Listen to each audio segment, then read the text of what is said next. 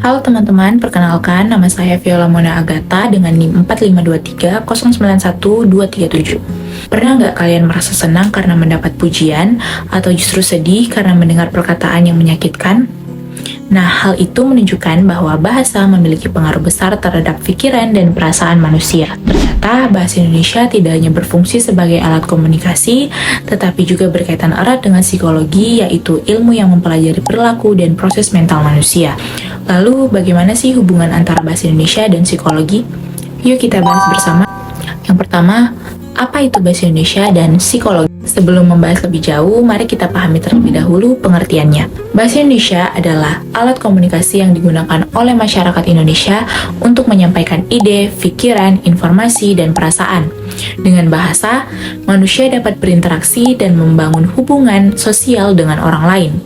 Sementara itu, psikologi adalah ilmu yang mempelajari perilaku manusia dan proses mental yang meliputi pikiran, emosi, motivasi, serta cara seseorang berinteraksi dengan lingkungannya.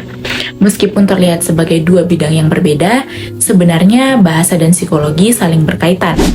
Bahasa menjadi salah satu sarana utama untuk memahami apa yang sedang dipikirkan dan dirasakan oleh seseorang. Yang kedua, bahasa sebagai cerminan pikiran dan emosi. Salah satu hubungan paling jelas antara bahasa dan psikologi adalah bahwa bahasa dapat mencerminkan kondisi emosional seseorang. Misalnya, ketika seseorang sedang bahagia, ia cenderung menggunakan kata-kata yang positif seperti senang, bersyukur, atau semangat. Sebaliknya, ketika seseorang sedang mengalami tekanan atau kesedihan, kata-kata yang muncul biasanya bernuansa negatif seperti capek, sedih, kecewa, ataupun putus asa. Dalam psikologi, cara seseorang berbicara seringkali digunakan sebagai petunjuk untuk memahami kondisi mentalnya. Oleh karena itu, psikolog atau konselor biasanya memperhatikan pilihan kata, intonasi suara, serta cara seseorang menceritakan pengalaman hidupnya. Dari bahasa yang digunakan, mereka dapat memperoleh gambaran mengenai perasaan, kebutuhan, dan masalah yang sedang dialami seseorang. Yang ketiga, ada peran bahasa dalam perkembangan kognitif. Bahasa juga memiliki peran penting dalam perkembangan kemampuan berpikir atau kognitif manusia.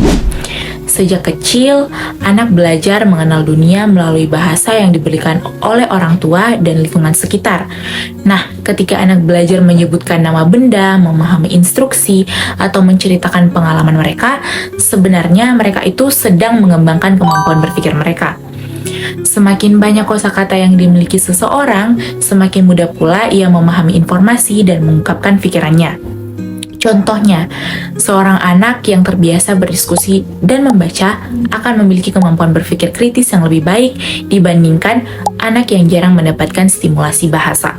Nah, hal ini menunjukkan bahwa bahasa tidak hanya berfungsi sebagai alat komunikasi, tetapi juga sebagai alat untuk membentuk cara berpikir manusia. Keempat, bahasa dalam konseling dan psikoterapi.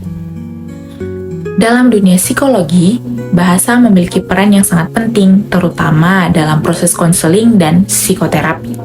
Ketika seseorang datang kepada psikolog untuk berkonsultasi mengenai masalah yang sedang dihadapi, komunikasi menjadi sarana utama untuk membantu klien. Nah, seorang psikolog harus menggunakan bahasa yang jelas, empatik, dan tidak menghakimi. Tujuannya adalah agar klien merasa aman dan nyaman untuk menceritakan masalahnya.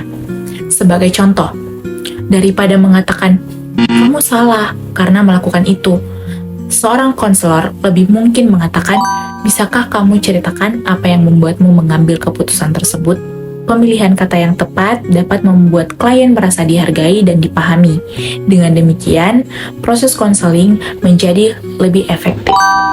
Yang kelima, ada pengaruh bahasa terhadap perilaku dan hubungan sosial.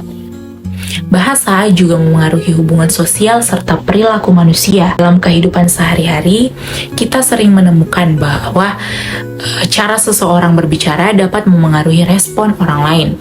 Ucapan yang sopan dan menghargai biasanya akan menghasilkan hubungan yang lebih baik dibandingkan ucapan yang kasar atau merendahkan. Contohnya, ketika seseorang Guru mengatakan kepada muridnya, "Saya yakin kamu bisa memperbaiki hasil belajarmu." Murid tersebut akan merasa lebih termotivasi. Namun, jika seorang guru mengatakan kamu memang tidak bisa, murid tersebut mungkin akan kehilangan kepercayaan diri dan menjadi kurang termotivasi untuk belajar. Karena itu, bahasa memiliki kekuatan untuk membangun maupun merusak hubungan sosial. Yang keenam, ada pentingnya bahasa yang empatik di era digital. Saat ini, komunikasi tidak hanya dilakukan secara langsung, tetapi juga dilakukan melalui media sosial dan aplikasi pesan seperti WhatsApp, Instagram, dan sebagainya. Sayangnya, banyak orang yang merasa lebih bebas menggunakan kata-kata kasar atau menyebarkan komentar negatif di internet. Padahal, kata-kata yang ditulis di media sosial tetap dapat memengaruhi kondisi psikologis seseorang. Komentar yang merendahkan, menghina, atau melakukan perundungan dapat menyebabkan seseorang merasa sedih, cemas, bahkan mengalami stres.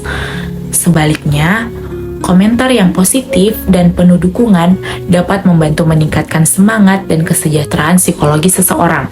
Karena itu, sangat penting bagi kita untuk menggunakan bahasa Indonesia yang santun, bijak, dan penuh empati, baik dalam komunikasi langsung maupun di dunia digital. Oke teman-teman, jadi itulah pembahasan mengenai hubungan bahasa Indonesia dengan psikologi. Dari pembahasan ini kita dapat mengetahui bahwa bahasa bukan hanya alat untuk berkomunikasi, tetapi juga dapat memengaruhi cara berpikir, perasaan, dan perilaku seseorang. Karena itu, penting bagi kita untuk menggunakan bahasa Indonesia dengan baik, santun, dan penuh empati agar dapat memberikan dampak positif bagi diri sendiri maupun orang lain.